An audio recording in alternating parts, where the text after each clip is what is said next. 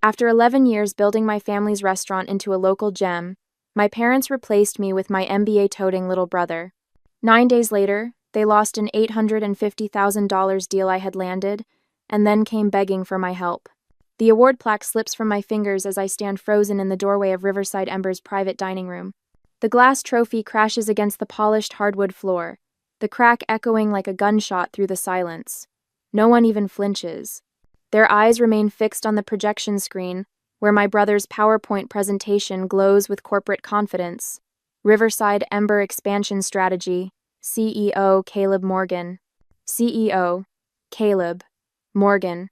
My throat constricts as I scan the faces around our antique mahogany table.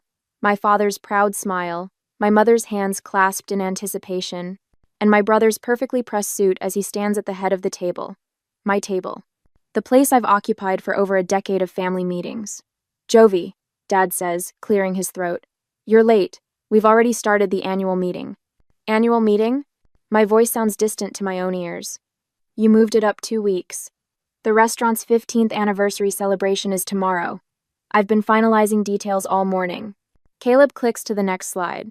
Which is exactly why we need to formalize the transition now. The celebration provides the perfect announcement opportunity. Transition? The word tastes bitter. Mom leans forward. Honey, we've transferred operational control to Caleb, effective immediately. We wanted to surprise you. Congratulations, I whisper, but no one hears me over the sound of my world shattering. Just last week, I stood under the spotlights at the Portland Culinary Excellence Awards, accepting Seafood Dish of the Year for my king crab with tangerine glaze. The audience had erupted in applause, but at our celebration dinner afterward, my parents had merely picked at their food. It's nice, Jovie, Dad had said, swirling his wine, but not scalable. We need to think bigger. Meanwhile, they'd raised their glasses to Caleb, toasting his business school network and fresh perspectives. Never mind that while he visited during summer breaks, I spent countless nights perfecting recipes, building relationships with local suppliers, and doubling our revenue over the last 5 years. Now, I grip the back of a chair to steady myself. You can't be serious. I have a culinary degree. I built our marketing strategy. I doubled our revenue. And we appreciate that, honey. Dad's tone drips with condescension. You're fantastic in the kitchen, but Caleb understands business. You can still be our head chef. Head chef. As if I haven't been running this entire operation for years while they semi-retired to their lake house. As if the awards, the glowing reviews, the loyal customers who know me by name mean nothing. My hands stop trembling as clarity washes over me.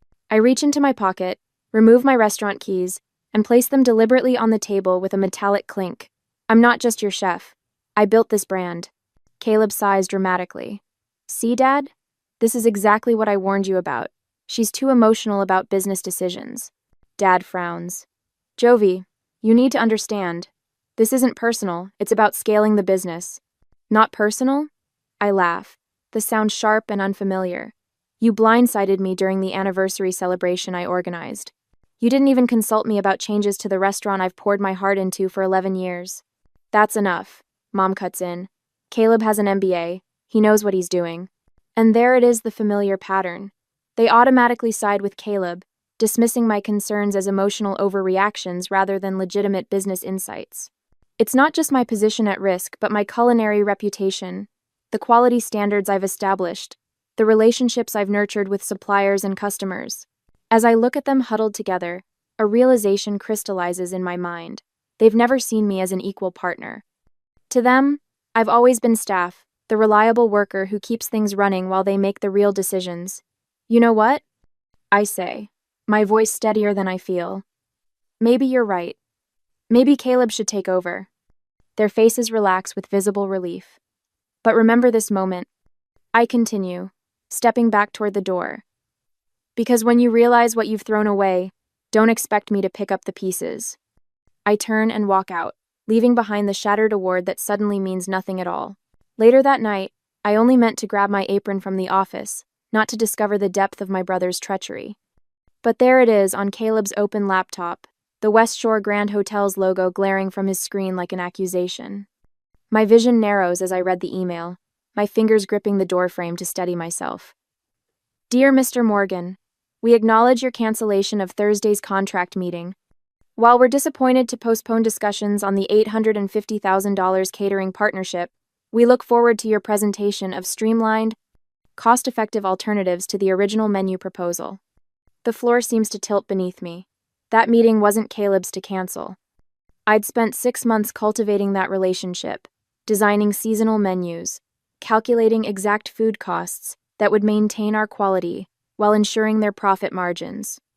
$850,000, nearly a quarter of our annual revenue dismissed with a single email.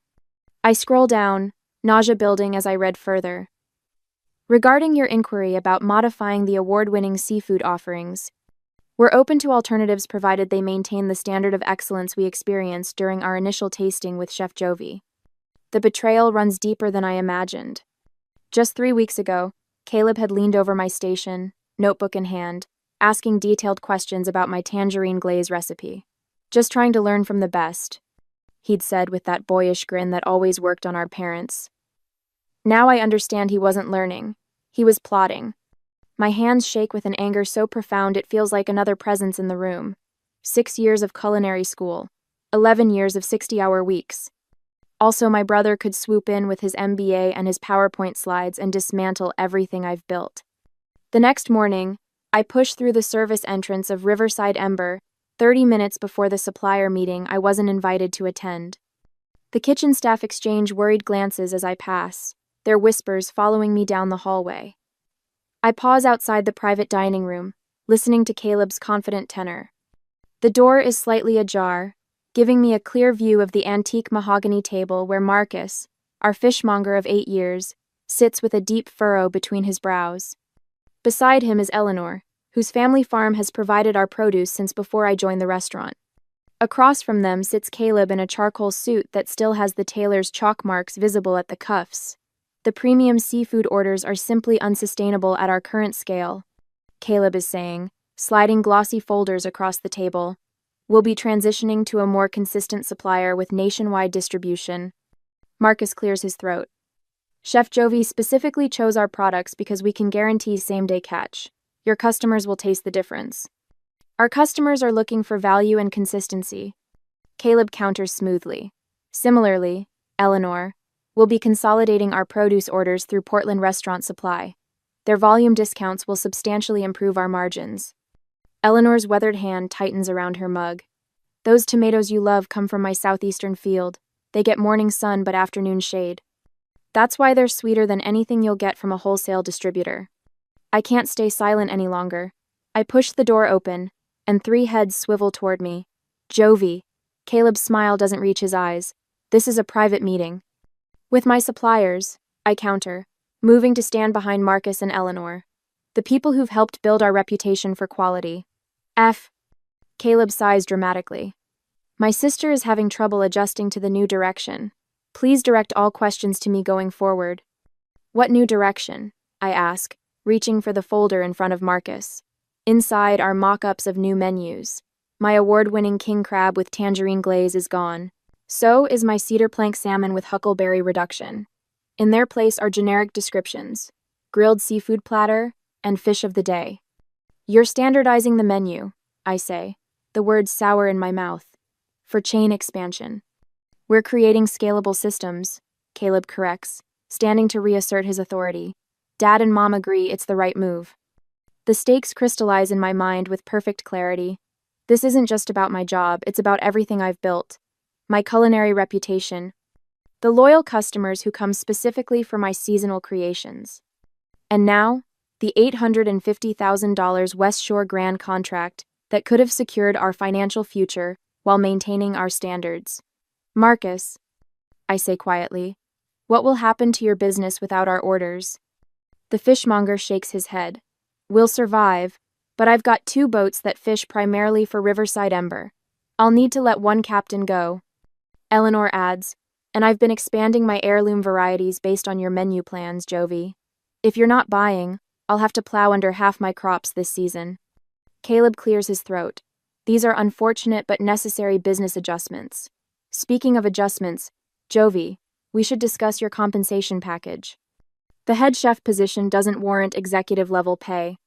The final insult lands like a physical blow. 11 years of 60-hour weeks building this restaurant's reputation, and now I'm facing a demotion and pay cut while watching everything I've created being dismantled for the sake of scalable systems. Later that evening, after everyone has gone, Daniel finds me in the kitchen, methodically packing my personal knives. "The kitchen staff is with you," he says quietly, his voice steady after 8 years as my sous chef. "Whatever you decide to do, we believe in your standards, not his." As I wrap my favorite santoku knife in protective cloth, the question weighs heavy on my mind. Should I stay and fight for the business I helped build, or walk away completely and start fresh? Fighting meant painful daily confrontations with my family, but leaving meant abandoning everything I'd worked for over a decade. What would you do when the people who should value you most fail to see your worth? 2 days later, the staff meeting invitation appears in my inbox with the subject line, "Menu Overhaul Implementation, Mandatory Attendance." I read it twice, my jaw tightening. Caleb has scheduled it during prep time when he knows I'm busiest. The conference room buzzes with nervous energy when I slip in 5 minutes late, hands still damp from prepping vegetables. Caleb stands at the head of the table, my spot, his tailored suit a stark contrast to my flour-dusted chef's coat. "Perfect timing, Jovie." I was just explaining our exciting new direction. Caleb clicks to the next slide, revealing a streamlined menu stripped of my signature dishes. "We're implementing these changes effective tomorrow." But the king crab with tangerine glaze is our most requested dish. Lauren, our lead server, protests. "We have regulars who come specifically for it." Caleb's smile tightens. "The new menu prioritizes efficiency and scalability. We can't be held hostage to one chef's specialties." One chef. Like I'm just another employee instead of the person who built this restaurant's reputation. The changes hit like a tsunami. Within days, regular customers begin questioning servers about missing favorites. Mrs. Abernathy, who celebrated her anniversary here for 8 years, leaves without ordering, when told the halibut with preserved lemon is no longer available. What happened to the quality?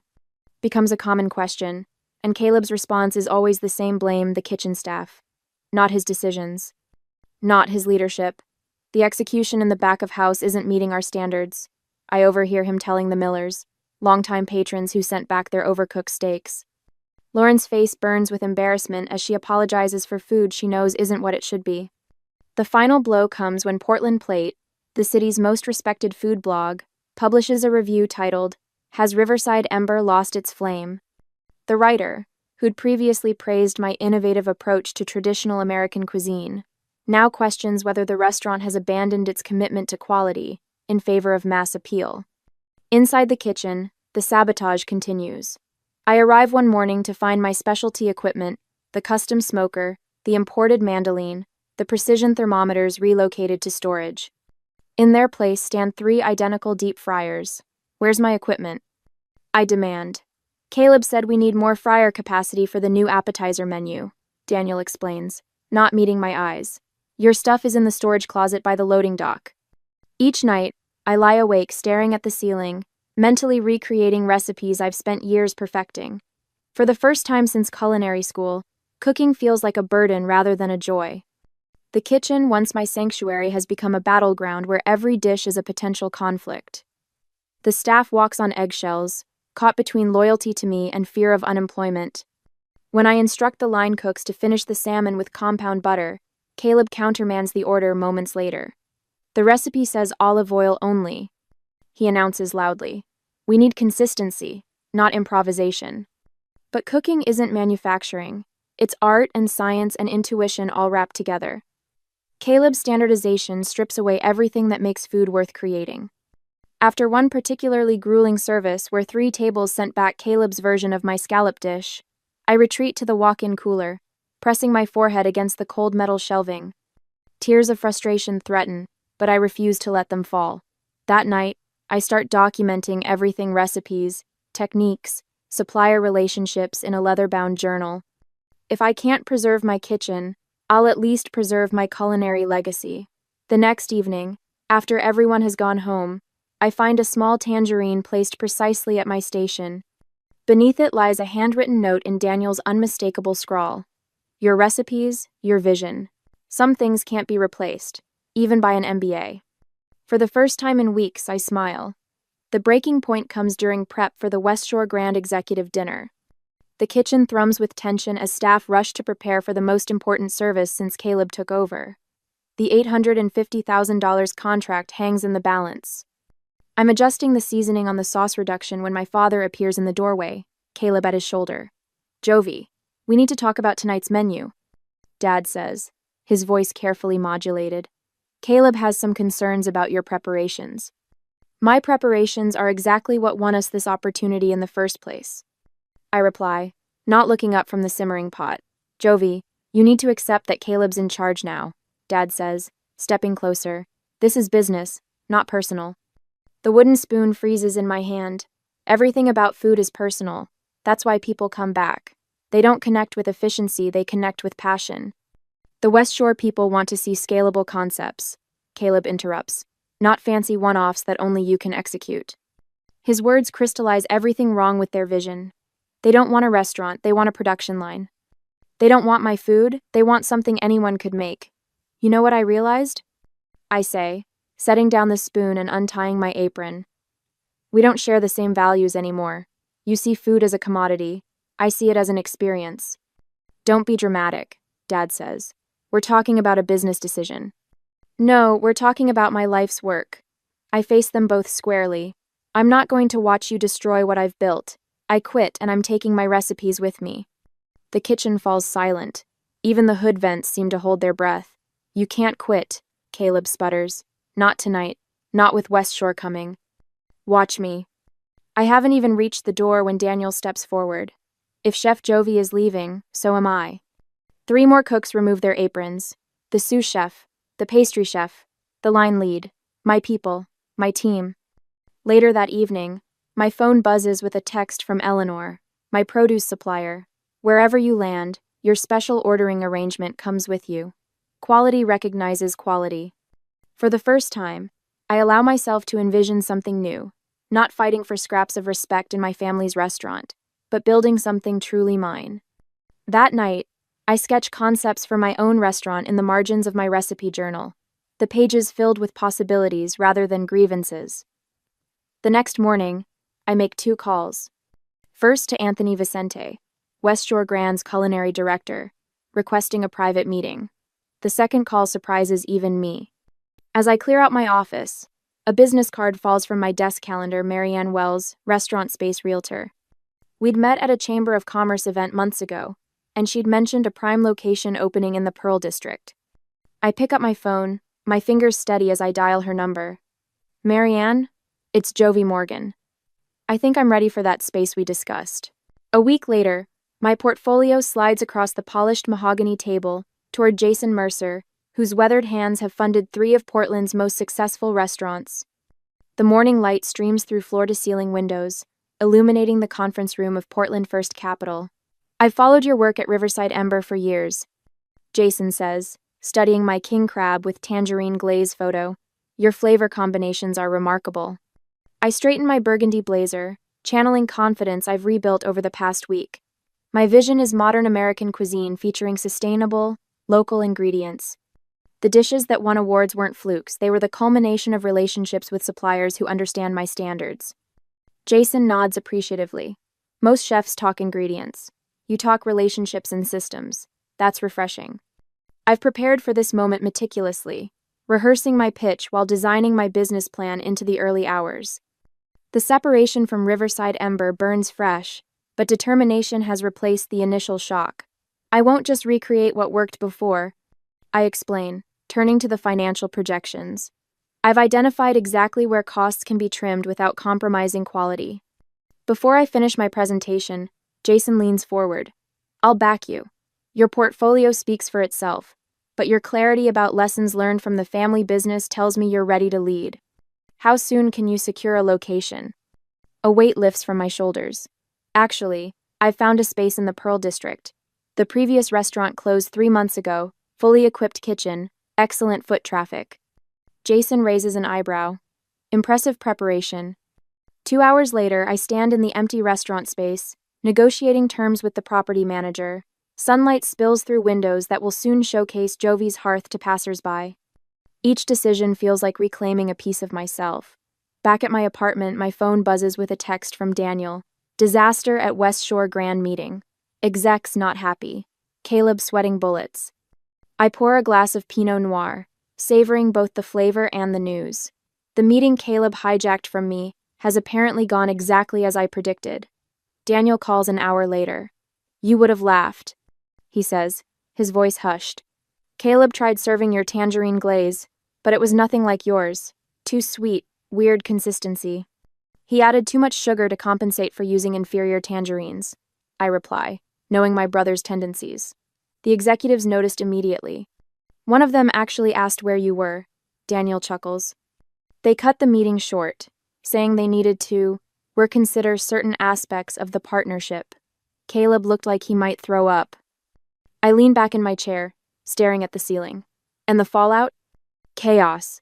Caleb's calling every supplier, trying to figure out what's wrong with the ingredients. But Eleanor's not answering his calls, and Marcus told him the premium seafood he's been getting was based on your relationship. Relationships take years to build. I murmur. That's not all, Daniel continues. 3 corporate events canceled today. Words spreading about quality issues. Your parents look shell-shocked. The news should feel more satisfying than it does. Instead, I feel a complicated tangle of vindication and sadness for the restaurant's reputation I worked so hard to build.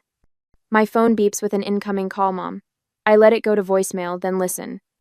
Jovie, honey, please call us back. The West Shore Grand Dinner is next week, and we need your help. The family needs you. Please. Her voice cracks on the final plea. I press my forehead against the cool window glass, watching traffic below. When my mother called that evening, tearfully asking me to save the family by helping with the West Shore Grand Dinner, I hesitated.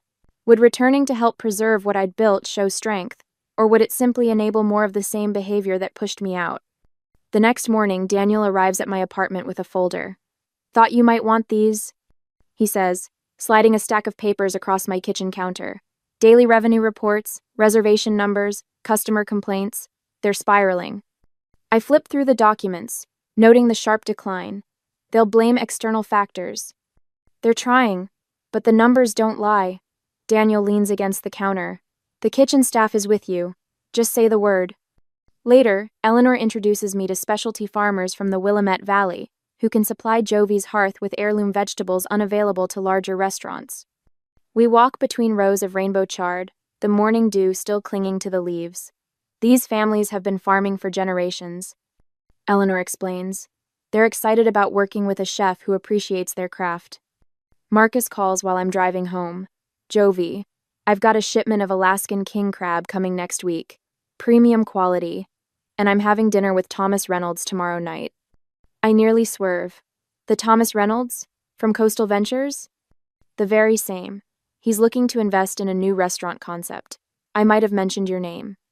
The pieces fall into place faster than I dared hope.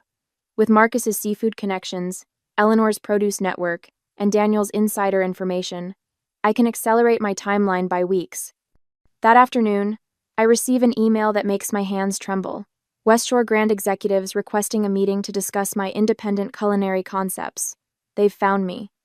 Meanwhile, Riverside Ember's social media pages fill with questions. Where's Chef Jovie? Is she coming back? One review reads, food quality has declined dramatically, missing the previous chef's touch. My father's voicemails grow increasingly desperate. Jovie, this West Shore contract is critical for our expansion. Please reconsider. We can talk about your position. The crack in their facade widens with each passing day. Pride crumbles under the weight of consequences, revealing the truth I've always known. They need me far more than I need them. I stand in the empty space that will become Jovie's hearth, envisioning the future taking shape, a future built on respect, quality, and my unwavering standards. For the first time since walking out of Riverside Ember, I smile without reservation. A week later, the sight of my father's Lexus pulling up outside my new restaurant space sends a wave of satisfaction through me. For once, they're coming to me. I stand in the doorway watching as all three emerge, Dad with his shoulders unnaturally stiff, Mom glancing nervously at the for lease sign now sporting a bold pending sticker, and Caleb trailing behind in uncharacteristic silence. Jovie, Dad attempts a warm smile that doesn't reach his eyes. This is interesting. A bit small compared to Riverside, isn't it? I don't respond, simply holding the door open. The construction dust hangs in the afternoon sunlight streaming through the windows. Exposed brick walls and reclaimed wood flooring create exactly the atmosphere I've envisioned. We've been trying to reach you, Mom says, her fingers worrying at her pearl necklace. The restaurant needs you. Caleb clears his throat. We've developed a new proposal. He pulls out a leather portfolio. Equal partnership between us. You handle the kitchen, I manage the business side. With us retaining final decision authority, Dad adds quickly, for continuity. When I don't immediately respond, his tone shifts. The family legacy is at stake, Jovie. Don't you care about what Grandpa built? What we've all built together? Mom steps closer, her voice softening. We're offering you what you wanted. Why are you being so stubborn? I walk to the makeshift desk in the corner where my laptop sits open. You know what's interesting? You never once asked what I actually wanted. I turn the screen toward them, revealing my business plan. And now it's too late. Their confused expressions fuel something warm in my chest. I secured my own funding 2 weeks ago. The lease is signed. I pull out a folder and remove a document with the West Shore Grand logo emblazoned across the top. And this arrived yesterday. And this? Dad snatches it, eyes widening as he reads. This is a letter of intent for partnership. $500,000? Exclusive arrangement featuring my signature dishes. I can't help the pride in my voice. They were quite interested in working with the actual chef behind the award-winning menu, not a corporate substitute. You can't do this, Caleb stammers. The West Shore deal was ours. It was mine. I cultivated that relationship for 3 years. I moved to the center of the room. I didn't want partnership. I wanted respect. And I found investors who give me both. From another folder, I withdraw a stack of papers and hand them to my father. These might interest you too. He flips through the printouts, color draining from his face. Online reviews of Riverside Ember since my departure. Quality has plummeted. Not the same restaurant. Where's the chef who made this place special? Mom peers over his shoulder, her hand covering her mouth. I walk past them toward the kitchen area, gesturing at the space around us. The hood ventilation goes in next week. We're keeping the open kitchen concept, but expanding the chef's counter to seat 12. I ignore their attempts to interject. The wine program will feature small local vineyards, and we're installing a wood-fired oven there. Dad's face reddens. You're making a mistake. The Riverside Ember name has recognition. People know us. Maybe. I was never building your brand. I was building mine. The truth feels liberating. People came for my food, not your name. That's what you never understood. The front door chimes, and 2 men in coveralls enter, carrying a large package. Delivery for Jovie Morgan? Perfect timing, I say, signing for the package. The men carefully unwrap it, revealing a copper sign with hand-hammered letters, Jovie's Hearth. The men hold it up against the exposed brick wall above, where the entrance to the dining room will be. Soft copper glows in the afternoon light. You'll lose everything, Caleb says, but his voice wavers. I already did. 11 years of work, my family's trust. I turn to face him fully. But I'm building something better. Caleb's perfect composure finally cracks. We can't recreate your dishes. Nothing tastes the same. The seafood supplier won't even return my calls. That's because cooking isn't a business formula. It's a relationship with the food and the people you serve. I run my hand along the reclaimed wood counter. You can't quantify passion or scale personal connection. When they leave, shoulders slumped in defeat, I stand in the center of my space. My restaurant. My future. The satisfaction is deeper than I expected. 2 weeks later, Daniel forwards me an email about Riverside Ember seeking a bridge loan to cover operational shortfalls. Regular customers have been drifting away, and rumors spread about a complete menu overhaul in a desperate bid to rebrand. The family question remains unresolved. My phone shows 3 missed calls from Mom just today, but I'm not ready to answer. Not yet. There's too much to do, too much at stake. On the night of Jovie's Hearth soft opening, I weave between tables filled with food critics, loyal former customers, and industry friends. The kitchen hums with the beautiful chaos I've created, executing my vision precisely as I imagined. Near closing, I emerge for a final greeting round when I spot her, my mother, sitting alone at a corner table, a half-finished plate of my king crab with tangerine glaze before her. Our eyes meet across the room, and for the first time in months, I see something beyond the disappointment and manipulation. Recognition. 6 months later, the copper saucepan sings against the flame as I reduce the tangerine glaze, no longer needing to justify my decision to triple the fresh fruit or the splash of bourbon I add on instinct. Behind me, 3 line cooks move with practiced precision, their knives flashing as they prep for tonight's service. "Chef, we're ready for the tasting menu review," Daniel calls, now my executive sous chef, rather than just an ally in a kitchen that never truly valued either of us. I nod, allowing myself a moment to admire the gleaming expanse of Jovie's hearth. My restaurant, my vision, my rules. The fall menu changes I've planned celebrate local harvests rather than compromising with frozen substitutes Caleb would have insisted upon. The seasonal rotation has become our hallmark, drawing praise from critics who once barely knew Riverside Ember existed. Coming. I answer, wiping my hands on my apron as I move toward the prep station where Zoe, a culinary student I've taken under my wing, anxiously awaits my verdict on her sauce work. "The consistency is perfect," I tell her, remembering how my mother once dismissed my first reduction as too fussy. I add, "Now tell me why you chose thyme instead of rosemary." Her explanation shows promise.